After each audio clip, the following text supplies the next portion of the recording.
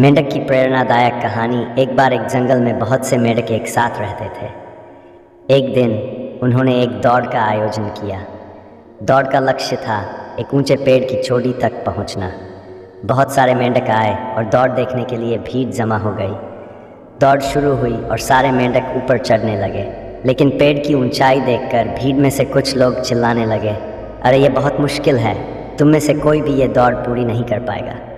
एक एक करके कई मेंढक थकने लगे और हार मानने लगे, लेकिन कुछ मेंढक हार मानने की बजाय अपनी पूरी कोशिश करते रहे। भीड़ में से आवाज़ें आती रहीं, यह असंभव है, कोई भी सफल नहीं हो पाएगा। धीरे धीरे सभी मेंढक हार मानकर नीचे उतर गए, लेकिन एक मेंढक बिना रुके लगातार चढ़ता रहा। आखिरकार वह मेंढक पेड़ की चोटी तक पहुंच गया और दौड़ जीत गया। सभी लोग हैरान थे कि यह कैसे संभव हुआ। जब सभी मेंढक उस विजेता मेंढक के पास गए और पूछा, तुमने ये कैसे कर लिया जबकि बाकी सब हार मान गए थे? तब उन्होंने पाया कि वह मेंढक बहरा था। वह उन नकारात्मक बातों को सुन ही नहीं सकता था जो लोग कह रहे थे, इसलिए उसने सिर्फ अपने लक्ष्य पर ध्यान दिया और जीत हासिल की।